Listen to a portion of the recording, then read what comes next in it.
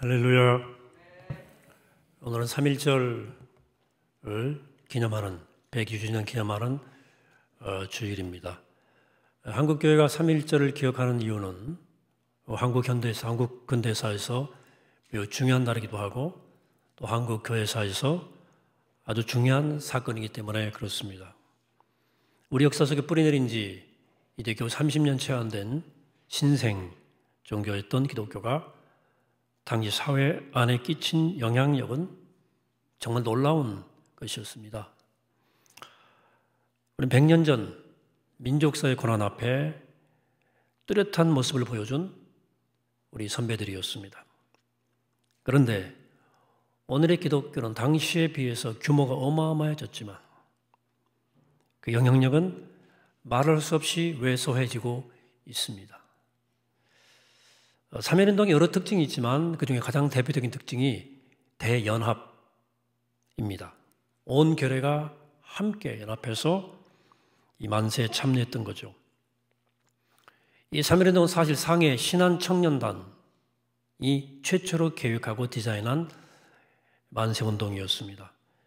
상해 신한청년단은 후에 임시정부의 모체가 되는 단체로서 상해 한인교회 전도인이었던 여운형, 장덕수, 또 김철, 또 선우혁 등 또 교회 회계였던 현진혁 이런 기독 청년들이 중심에 있었습니다.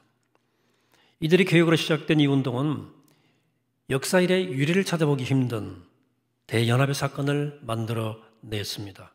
우선 상해에 망명해 있었던 독립운동가들이 하나로 뭉쳤습니다. 또 일본 유학생들도 뜻을 같이 했습니다. 그래서 미리 28 독립선언을 사건을 터뜨리죠. 이게 3.1운동의 기폭제가 됩니다. 또한 국내 수도 서북 지역부터 시작해서 수도권 서울, 호남, 영남, 강원 등 전국적으로 퍼져갔습니다. 우리 민족 안에 뿌리 깊게 자리 잡고 있던 지역 감정 문제가 단숨에 뛰어넘는 대단한 사건을 이루었습니다.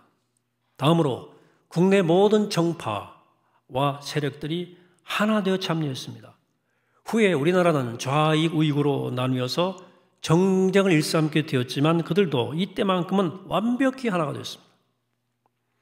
그리고 아직도 판상의 잔재가 남아있던 시기에 양반 후손과 천민 후손들이 하나가 되었습니다. 여전히 남존여비가 사회 저변에 흐르고 있었지만 남녀노소가 하나가 되었습니다. 이것은 우리 민족 안에 남아있던 분열의 요소를 하나로 묶어낸 용광로 같은 사건이었던 것입니다. 더 중요한 것은 종교 또한 하나가 되었다는 겁니다. 맨 앞에 기독교가 섰습니다. 당시 배고인 사건으로 기독교계가 일제 큰 탄압받으면서 일약 민족 지도자로 부상한 남강 이승훈은 당시 최대 정거였던 천도교하고 불교 지도자들을 만났습니다. 설득했습니다. 저들이 흔쾌히 참여하기로 동참했습니다. 그래서 민족 지도자 33명 가운데 기독교와 천도교 그리고 불교계 인사가 나란히 함께 들어가게 된 것입니다. 놀라운 것은 왜 시 날짜가 3월 1일이었느냐고 하는 것입니다. 고종 황제가 1919년 1월 21일에 돌아가셨고 3월 3일에 장례를 치르기로 날짜가 잡혔습니다. 그래서 처음에 민족대표 33명이 모여서 이날 장례식에 참여할 우리 백성들과 함께 만세운동을 벌이기로 했어요. 회의를 거듭하다가 자칫 장례식 날 폭력 시위로 확대될 것을 우려해서 그 전날 3월 2일로 수정을 했습니다. 3월 2일이 주일이었어요. 회의 가운데 천도교에서 기독교인들이 참여해야 될 텐데 주일은 안 되지 않느냐. 그래서 3월 1일로 앞당기자 해서 3월 1일이 된 거예요. 이것은 당시 3.1운동 당시 종파와 종교를 뛰어넘어 연합을 이뤄낸 놀라운 사건이었다는 역사적 기록입니다. 또 그 중심에 뚜렷하게 기독교가 있었음을 역사는 증언해주고 있어요. 역사의 어두운 시기에 교회가 나섰고 역사는 교회가 나서 주기를 바랐던 것입니다. 그런데 한 달 전 한 인터넷 신문에 이런 제목의 기사가 났어요. 제발 개신교회 가만히 좀 있어라. 좀 가만히 있어라. 그러면서 우리 교회를 향한 분통을 터뜨리는 사람들의 말도 쭉 전하더라고요. 코로나가 아니라 교회 때문에 못 살겠습니다. 이런 거예요. 코로나 상황이 잠잠해질만 하면 교회를 중심으로 한 집단 감염이 지속적으로 일어나게 됩니다. 물론 최선을 다해 방역에 협조하는 교회들 입장에서는 좀 너무 욕을 먹으니까 좀 억울한 면이 없지 않아 있어요.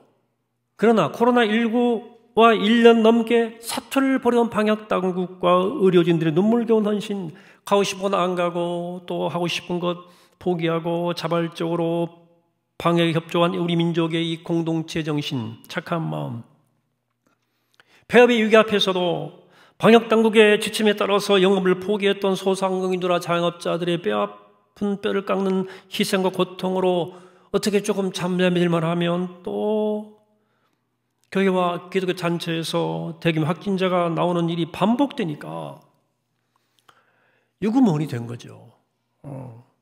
뭐 집회하긴 하면서 하는까지는 좋은데 마스크도 안 쓰고 하고 뭐 수십 명이 모여 막 춤추고 노래 부르고 또 지로 자란 사람이 하나님이 함께 하시니 방역수칙을 안 시켜도 우리는 코로나에 안 걸립니다. 이런 어이없는 말을 하니까 저 같은 사람도 우라가 치미는데 이것을 바라보는 국민들은 얼마나 속이 부글부글 거리겠습니까? 오죽했으면 제발 좀 가만히 있어라 하는 기사가 나왔겠습니까? 앞서 말씀드린 대로 초기 한국 기독교는 전혀 그렇지 않았죠. 당시 한국 교회는 소외받는 국민들과 백성들의 친구였어요. 초기 한국 교회에서는 영향력을 열거하려면 몇 권의 책도 모자라고 며칠의 시간으로 부족합니다. 일제 강점기를 거쳐서뿐만 아니라 6.25 전쟁과 산업화 시대 또 군부독재 시절을 거치면서 한국교회 실천한 이웃사랑의 넓이와 깊이는 한국 현대사가 잊을 수 없는 거예요. 한국교회는 분명 존경받던 시절이 있었습니다. 오늘날 한국교회는 존경은커녕 비난과 조롱의 대상이 되고 말았습니다. 그동안 우리는 한국교회 문제를 번영신학의 탐욕, 율법신앙의 독선, 집단적 맹신의 광기로 요약해 왔어요. 그런데 이 세 가지의 이면에는 공통의 문제 하나가 존재합니다. 잘못된 신본주의의 신앙입니다. 잘 들으셔야 됩니다. 여러분, 신본주의란 말은 주로 이제 주류 보수교회나 큰 교회들에서 많이 쓰는 말 중에 하나인데요. 여러분도 많이 쓸 거예요. 감염 확산의 위험에도 불구하고 방역수칙을 어기고 현장 예배를 강행하고 신앙교육, 훈련의 목적으로 무리하게 집회를 여는 것은 다 이 신본주의 신앙 때문입니다. 하나님께 영광을 돌려야 되니까. 하나님의 뜻을 위하여 집회를 개최합니다. 믿음이 좋아져야 되니까. 그들 생각에 신본주의 반대말은 인본주의입니다. 휴머니즘입니다. 인본주의는 하나님의 대적이요 사탄의 앞잡이에요. 그래서 신본주의 신앙은 휴머니즘의 혐오감을 보여요. 근데 사람은 여러분, 정말 신본주의의 반대는 휴머니즘일까요? 휴머니즘은 정말로 하나님을 대적하는 악마의 철학입니까? 아닙니다. 무지의 소치입니다. 이런 어이가 어디 있습니까? 이것처럼 성경이 무지한 소리가 어디 있습니까? 신학에 전혀 없는 거죠. 한국교회의 가장 큰 오류는 그 중에 하나는 휴머니즘을 신본주의의 대적으로 안티테이저로 설정한 것입니다. 엄청난 착각이 여기서 시작된 거예요. 이러한 착각으로부터 한국교회의 참담한 현실이 초래된 것입니다. 사실은 신본주의란 말은요, 너무나 당연한 말이고 사상적으로 계보가 없는, 족보도 없는 표현입니다. 근데 유독 한국교회에서는 이 신본주의가 신앙의 척도가 되어버렸어요. 신앙의 척도 기준. 여러분, 앤더슈 작가가 쓴 소설 가운데 침묵이라는 소설이 있는데요. 여기에 물론 이게 영어로도 나왔어요. 사일런스라고. 여기 후미에 같은 것이 되어버렸어요. 후미에인데요. 일반 에도 시대 때 기독교 신자들을 색출하기 위해서 예수님 모습을 동판에 새겨서 나무틀에 끼워 놓은 건데 이걸 밟고 지나가면 신자가 아니다 하는 표시로 무사할 수 있었고 밟지 않으면 신자니까 무선 고문을 받고 처형이 됐어요. 그런데 그 후미에 앞에선 주인공 그 책에서 영화에 나오지만 로드리게스가 에게 주님이 뭐라고 말씀하셨냐면요. 밟아라. 주님께서 그 앞에 서니까 말씀하시는 거예요. 울림이 있어 그죠. 나는 네 고통을 안다. 깨졌네요. 예. 그 다음에 나는 인간의 고통을 나누고자 이 땅에 태어났고 너의 고통을 위해 이 십자가를 지었다. 밟어. 그럽니다. 밟아라. 이렇게 말씀하시지 않습니까? 근데 한국교회 신본주의는 마치 이 후미를 가지고 신앙의 유무를 판단하는 것 같은 그런 역할을 하고 있는 거예요. 진짜냐 가짜냐 이렇게. 여러분 사실 신본주의란 말은 좋은 말이죠. 본뜻이 하나님의 중심으로 살자는 거니까 예수님도 네 몸과 마음과 목숨과 힘과 뜻을 다해 하나님을 사랑하라고 하시지 않았습니까? 성경은 하나님을 최우선으로 여겼던 사람들의 삶을 기록한 책입니다. 믿음장이라고 불리는 히브리서 11장은 창조로부터 시작하여 하나님의 약속을 믿은 참된 신본주의자들의 계보를 우리에게 간결하고도 감동적으로 우리에게 말해주고 있어요. 하나님이 천지를 창조하셨다는 것은 하나님이 세계와 인간의 바탕이기 때문에 하나님을 떠나서는 세계 자체가 존재할 수 없고 인간도 제대로 살 수 없다는 뜻이죠.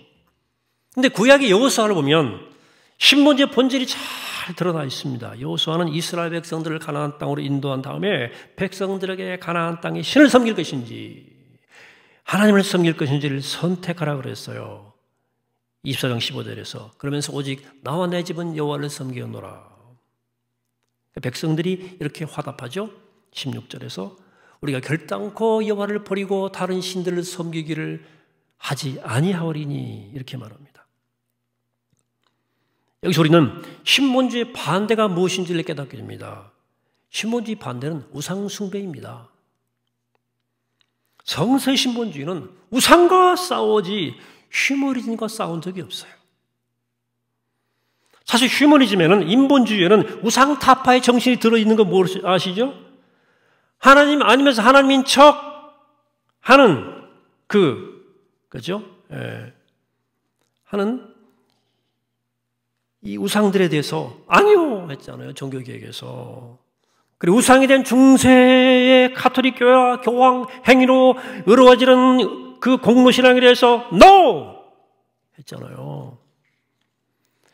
여러분 인본주의 휴머니즘은 중세의 무지와 목매, 미신과 기적에 빠져있던 사람들을 일깨운 의식의 진보였어요. 중세기의 마술적, 미신적, 타율적 의식을 이성을 기초로 한 합리적, 자율적, 근대의식으로 발전시킨 인류 정신사의 위대한 혁명이 종교개혁입니다. 우린 종교개혁의 후예들이에요. 따라서 신본주의는 휴머니즘과 손을 잡고 우상 타파의 길을 함께 걸어야지 서로 배척할 대상이 아니란 말이에요. 물론 이성의 독재와 자율의 오만에 빠져서 스스로 우상이 되는 병든 인본주의가 분명히 있습니다. 그러나 그렇다고 휴머니즘 전체를 악마화하냐고요. 그 안에 들어있는 우상타파 역동성을 왜 내버리려고 그러냐고요. 똑바로 판단해야지. 그래야 우상을 타파할 수 있죠.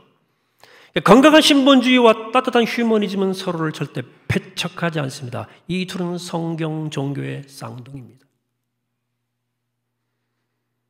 이 둘의 멋진 만남이 이스라엘 예언자 속에 드러나 있어요. 예언자들은 이스라엘 하나님을 떠나서 우상을 섬길 때마다 우상을 버리고 하나님께 돌아오라고 했었어요. 에레미야는 이렇게 말하죠. 에레미야 4장 1절에서 세 번역으로 봅니다. 이스라엘아 어서 나에게로 돌아오라. 나 주의 말이다. 내가 싫어하는 그 역겨운 우상들을 내가 보는 앞에서 버려라. 내 마음이 흔들리지 않게 하여라. 에스겔도 14장 6절에서 이렇게 호소하죠. 주의 말씀에 너희는 마음을 돌이켜 우상을 떠나고 얼굴을 돌려 모든 가증한 것을 떠나라. 이렇게 예언자들은 신본주의에 철저했어요. 하지만 예언자들은 그들의 신본주의는 휴머니즘을 결코 반대하지 않았습니다. 그들의 신본주의는 언제나 따뜻한 휴머니즘으로 귀결되었습니다. 예언자 이사야가 그랬어요. 이사야 1장 3절에서 그런 말합니다. 손은 그 임자를 알고 나귀는 그 주인을 알거만은 이스라엘은 알지 못하고 나의 백성은 깨닫지 못하는도다. 안타까워하지만 맹신적 신본주의자가 아니었습니다. 이사 1장에서 이렇게 말합니다. 11절에서 여호와께서 말씀하시되 너희의 무수한 재물이 내게 무엇이 유익하뇨?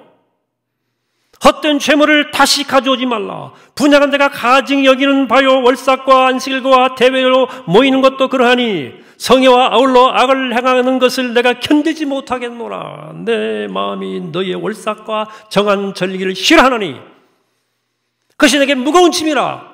내가 그걸 지기에 너무나 피곤하다. 곤비하다.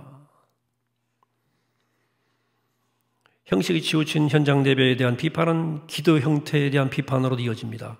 15절에서 너희가 손을 펼 때 내가 내 눈을 너희에게 가리고 너희가 많이 기도할지라도 내가 듣지 않으리라 그랬어요. 그리고 하나님께서 무엇을 원하는지를 분명히 16절에서 이렇게 말합니다. 선행을 배우고 16절에서 정의를 구하며 학대받는 자를 도와주며 과를 위해 신원하며 과부를 위해서 변호해라. 하나님이 원하시는 것은 휴머니즘의 따뜻한 가슴이었습니다. 예언자들은 진짜 휴머니스트들이었습니다. 아니 그들을 통해서 말씀하신 하나님이 정말 인간을 사랑하시는 휴머니스트였어요. 그래서 하나님은 하나님께 나아가기를 즐거워한다는 소위 신본주의자들, 하나님을 위해서 그래서 금식해야 된다 이러면서 이웃을 외면하는 신본주의자들에게 일침을 놓쳐 이사야 58장에서 내가 기뻐하는 금식은 흉악의 글박을 풀어주며 멍에의 줄을 끌어주며 압제당하는 자를 자유하게 하며 모두 멍에를 꺾는 것이 아니겠느냐. 또 줄인 자에게 내 양식을 나누어 주며 유유하는 빈민을 집에 들이며 헐벗은 자를 보면 입히며 또 내 권력을 피하여 스스로 숨지 아니하는 것이 아니겠느냐. 휴머니즘의 극치죠. 이사야 선포에서 신본주의는 휴머니즘과 딱 손붙잡고 있습니다. 이런 신본주의와 휴머니즘의 연대를 예언자 미가야는 간결하게 이렇게 선언합니다. 미가야 6장 8절에서 사람아 주께서 선한 것이 무엇임을 네게 보이셨나니 여호와께서 네게 구하시는 것은 오직 정의를 행하며 인자를 사랑하며 겸손하게 내 하나님과 함께 행하는 것이 아니냐. 하나님과 함께 행하는 것은 인자, 곧 사람을 사랑하는 길과 다르지 않다. 미가의 신본주의에는 인간에 대한 사랑으로 가득 차 있습니다. 이 예언자들이 계승한 휴머니즘의 계보는 예수님께로 이어지는 거거든요. 사실 예수님 같은 신본주의자가 없으시죠. 예수님만큼 하나님을 사랑한 분이 어디 있어요? 하나님 중심으로 살아간 분이 어디 있어요? 예수님은 너희는 먼저 그의 나라와 그 의를 구하라. 먼저다. 하나님과 재물을 겸하여 섬길 수 없다. 마음과 목숨과 힘과 뜻을 다해 하나님을 사랑하라. 그러셨지 않습니까? 겟세마네 언덕 그 밤에 내 뜻대로 마옵시고 아버지의 뜻대로 하옵소서. 이렇게 기도하셨을 때 예수님의 신본주의는 절정에 이른 거예요. 예수님은 진정한 신본주의자이셨어요. 하지만 그분의 신본주의는 정결과 불결, 의인과 죄인을 가르고 판단하고 정죄를 일삼던 바리새인들의 그 비정한 신본주의와는 완벽하게 다른 결이 다르죠. 예수님의 신본주의는 따뜻했습니다. 이웃에 대한 공감과 연민, 배려와 존중의 향기가 가득 흘러넘쳤습니다. 그래서 예수님은 기성 종교의 이념과 체제에서 배제된 세리, 창녀 같은 죄인들과 스스럼없이 어울리신 거예요. 예수님의 하나님 중심주의는 인간 사랑의 길이었어요. 이런 일도 있었죠. 안식일이었습니다. 예수님의 제자들이 함께 밀밭사이를 지나고 있었습니다. 배가 고팠던지 제자들은 미리삭을 잘라 먹었어요. 그 광경을 보고 안식일에 금지된 일을 했다고 막 바리새인들이 난리를 쳤어요. 그래서 주님 뭐라고 말씀하십니까? 마가복음 2장 27절에서 안식일이 사람을 위하여 있는 것이 아니요 사람이 안식일을 위하여 있는 것이 아니니 이렇게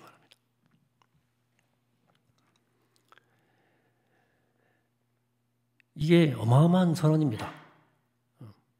어마어마한 선언이에요. 휴머니즘의 대헌장이라고 부를 수도 있어요.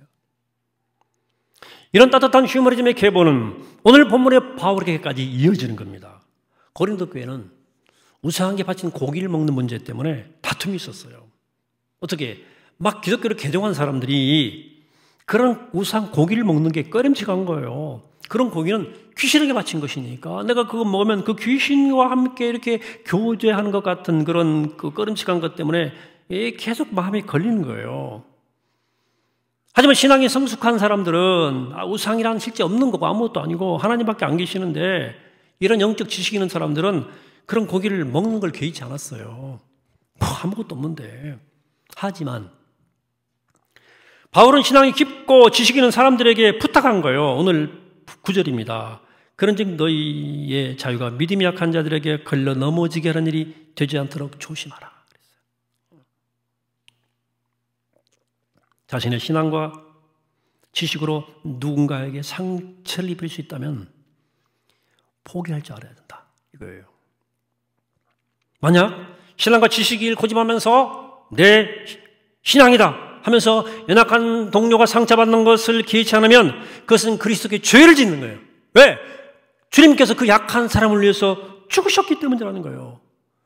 그래서 바울은 이렇게 자신을 다짐합니다. 오늘 13절에서 만일 음식이 내 형제를 실족하게 한다면 나는 영원히 고기를 먹지 아니하여 내 형제를 실족하지 않게 하리라. 여러분 여기 바울의 휴머니즘이 보이십니까? 안 보이십니까? 연약한 이웃에게 상처를 주지 않기 위해서 자기의 신념과 자유마저 유보하는 바울의 이웃에 대한 존중이 보이십니까? 안 보이십니까? 신본주의자 바울, 그는 이웃에 대한 존중과 배려의 마음 가득한 휴머니스트였습니다. 여러분, 신본주의와 휴머니즘, 이건 성경의 강을 이루는 두 개의 큰 물줄기입니다. 하나님 사랑, 이웃 사랑이잖아요. 이 물줄기는 따로 흐르는 것 같다가도 다시 합류하고 마침내 사랑과 은총의 바다로 변형됩니다. 그 바다에서 사람들은 구원과 안식을 얻고 쉼과 생명을 누립니다. 그런 한국교회 신본주의는 따뜻한 하나님이 없어요. 휴머니스트 예수님이 사라져버린 거예요. 인간에 대한 따뜻한 시선도 인간에 대한 존중도 없는, 사람이 없는, 그러니까 이웃의 고통, 희생 앞에 무감각할 수밖에 없죠. 내 신앙을 위해서. 아니 기독교인이라면서 16개월밖에 안 된 애를 그렇게 학대할 수 있었던 것은 그들 안에 이 휴머니즘이 없는 거예요. 인간애가 없는 거예요. 이 땅의 신앙의 이름으로 생명의 고통에 무감각한 인간들을 얼마나 많은 줄 아십니까? 공감 능력이 완전히 고장난 거예요. 이 코로나 시기를 통해서 우리는 신앙과 교리의 이름으로 옆에 있는 이웃들의 동시대인의 고통에 무감각한 교인들의 모습들을 우리는 똑똑히 보고 있는 거예요. 그러면 한국교회 신본주의에서는 왜 예언자들이나 예수님에게서 볼 수 있는 그 건강한 신본주의를 볼 수 없을까요? 대답은 간단합니다. 한국교회 신본주의는 참 자아를, 이 내 안에 하나님의 형상을 자각하지 못한 거예요. 이 참 자아에 뿌리 내리지 못한 신본주의이기 때문입니다. 여러분, 참 나를, 하나님 형상인 나를 깊이 자각하지 못하면 이 참 자아의 배후요 바탕이신 하나님을 알 수가 없어요. 다시 말해서 우리 내면 심층의 참 자아의 바탕으로 역사하시는, 내 영혼에 계시는 그 현존 하나님을 모르는 거예요. 그럼 하나님은 그냥 외부로, 바깥으로 투영되기 시작합니다. 하나님을 아주 높은 곳에 거주하는 초월적이며 절대적인 존재로 대상화되고 맙니다. 이렇게 하나님이 초월적 존재 맞긴 맞죠. 근데 절대적인 초월적 존재로 대상화하는 과정에서 인간에 써야 되고 배제되는 것은 너무나 당연한 결과입니다. 따뜻한 휴머니즘, 꿈도 꾸지 못하는 거죠. 여러분, 따뜻한 인간에 대한 사랑은 참 자아에 뿌리 내린 건강한 신본주의에 이르러야 가능한 고도의 영적 단계입니다. 근데 이 신본주의가 참 내 하나님 형상인 참 자아에 뿌리내리지 못하면 어떤 문제가, 더 큰 문제가 생기는데, 문제는 뭐냐면 거짓 자의 욕망과 그 욕망에 뿌리내린 이기적 행복 추구를 제어하지 못하는 거예요. 하나님이 욕망 추구의 도구로 전락하고 말아요. 번영신앙의 하나님이 바로 이런 하나님이에요. 이런 하나님은 아브라함과 이삭과 야곱이 말했던 살아계신 하나님도, 스스로 있게 하시는 야훼 하나님도, 출애굽의 하나님도 아니고, 가난한 자와 연대했던 예언자들의 하나님도 아니고, 예수님이 마음과 목숨과 뜻을 다해서 사랑하라고 하신 아빠 하나님은 더더욱 아닙니다. 내 욕망 이루어달라고 비는 주술적이고 무속적인 신에 불과할 따름입니다. 그래서 이제 한국교회 하나님은 이스라엘 성서의 성경의 건강한 신본주의가 목숨 걸고 지키려고 했던 인간을 사랑하시는 하나님이 아니라 다산과 풍요를 약속하며 그 숭배를 강요하는 바알을 빼닮았습니다. 이런 우상숭배야말로 잘못된 신본주의의 처참한 결말입니다. 우상을 타파해야 할 신본주의가 우상숭배의 온상이 된 거예요.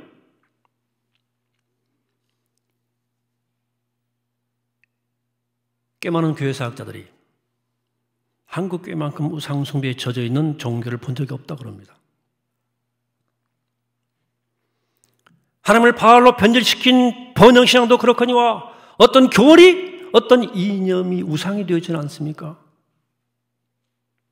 저를 포함한 한국계 지도자들에게 볼 수 있는 명예욕과 권력욕은 그것은 무엇으로 설명할 수 있겠습니까? 우상숭배의 개인화한 형태 아닐까? 근데 그런 지도자일수록 신본주의를 입에 달고 살더라고요. 하나님 중심이에요. 한국계 신본주의는 이기적 축복과 세속적 권력과 명예, 당파적 율법과 이념이라고 하는 우상을 은폐하기 위한 교묘한 자기 합리화에 지나지 않는 것입니다. 그러므로 한국교회가 새로워지려면 따뜻한 휴머니즘을 결여한 비정한 신본주의를 분별하고 청산해야 됩니다. 우상과 결탁한 탐욕스러운 신본주의를 과감하게 버려야 됩니다.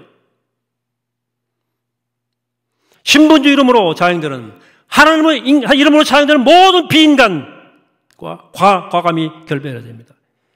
인간에 대한 무례, 이웃에 대한 무시, 동시대인들에 대한 민폐를 통렬히 반성하고 회개해야 됩니다. 그 제발 가만히 있어야 됩니다. 코로나 때 이가 요구하는 이 포기, 금욕, 독거, 침묵, 머물러 성찰하라 하는 이 수도원 삶의 방식을 자발적으로 실천하면서 새로운 하나님의 창조를 겸하게 기다릴 줄 알아야 됩니다. 지금 우리가 해야 할 것은 진정한 하나님의 사랑과 진실한 이웃 사랑이에요. 사랑하는 여러분, 사회가 교회에게 바라는 것은 거룩으로 포장한 자기 독선이 아닙니다. 건강한 신본주의에서 샘솟는 따뜻한 휴머니즘입니다. 하나님 사랑에서 흘러나오는 진실된 이웃사랑입니다. 바로 우리 모두 민족 위기 앞에서 이 땅의 빛과 소금으로 살았던 믿음의 선조들의 그 길을 따라서 성경 예언자들처럼 또 우리 예수님처럼 하나님 중심의 따뜻한 인간, 그 휴머니스트의 길을 걷는 우리 모두가 되기를 이 아침에 주의 이름으로 간절히 축원합니다. 기도하겠습니다. 걸어가신 하나님, 오늘 3.1절 기념주일에 주의 말씀을 듣습니다. 바른 하나님의 사랑이 흘러나오는 진실한 이웃사랑의 길을 우리 걷게 도와주시고 믿음의 선배들처럼 예언자들처럼 주님처럼 하나님 중심의 따뜻한 인간의 길을 걸어가는 인간의 사람새 가득한 향기로운 삶을 살아가는 우리가 되어서 세상을 살리고 이웃을 살려내는 주님의 교회 역할을 잘 감당할 수 있도록 우리 모두를 붙잡아 주시옵시고 우리 모두를 주의 말씀으로 세워 주옵소서. 감사드리옵고 예수 그리스도 이름으로 기도하옵나이다. 아멘.